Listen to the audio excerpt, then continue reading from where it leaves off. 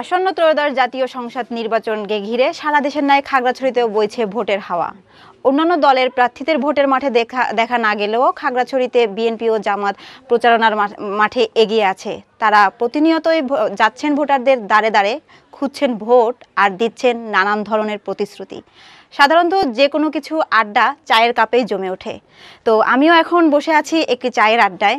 আমি এখানকার সাধারণ নাগরিকদের কাছে, তরুণ ভোটারদের কাছে যাব, তাদের আসন্ন নির্বাচনকে ঘিরে কেমন প্রত্যাশা আমি জানতে চাইব। জি, রোড টু পার্লামেন্টে আপনাকে স্বাগতম।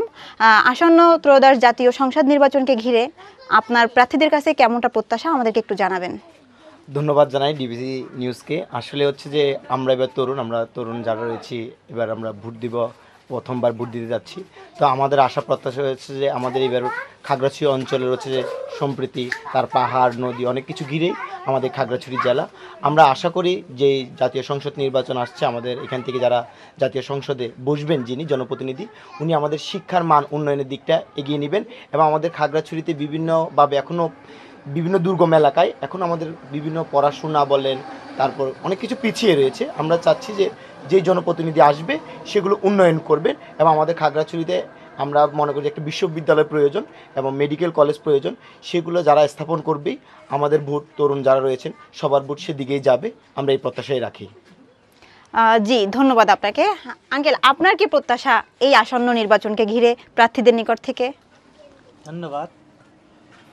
আমরা এখানে দুর্গম এলাকায় পাহাড়ে বসবাস করি।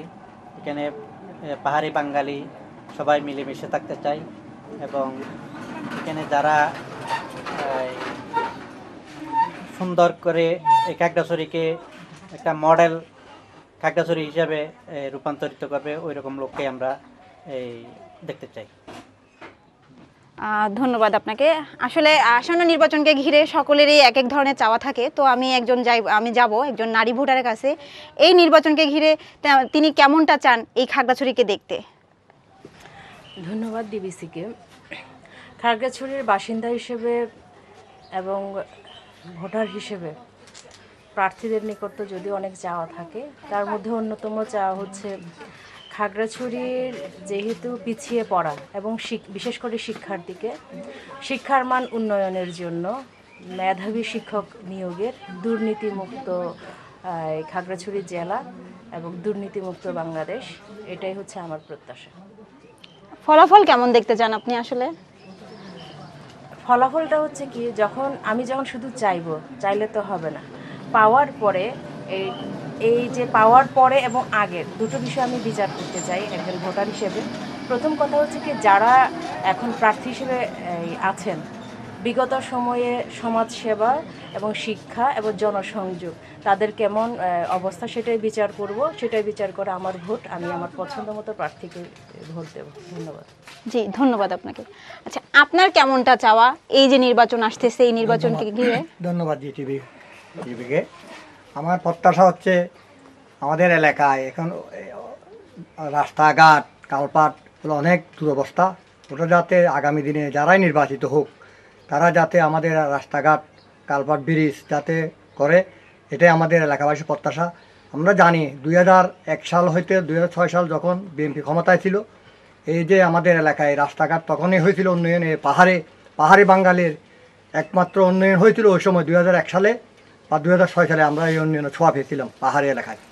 এখনও আমরা চাই সেরকমই নেতৃত্ব আসুক, যাতে আমরা পাহাড়ি বাঙালি মিলে সব এলাকায় যেখানে সব জায়গায় যাতে উন্নয়নটা হয়, যাতে আমরা সবাই উন্নয়নের ছোঁয়াটা ভোগ করতে পারি।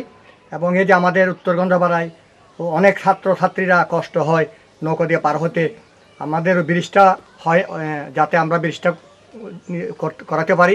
যেই আসুক, আগামী গত 2001 সালে 2006 সালে যখন এমপি অদূরে ছিলেন, তখন ওই দক্ষিণগঞ্জ পাড়ায় ওনার অধীনে এই ব্রিজটা হয়েছিল।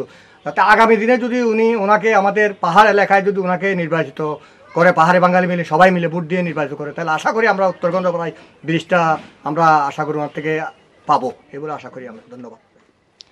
জি, ধন্যবাদ আপনাকে।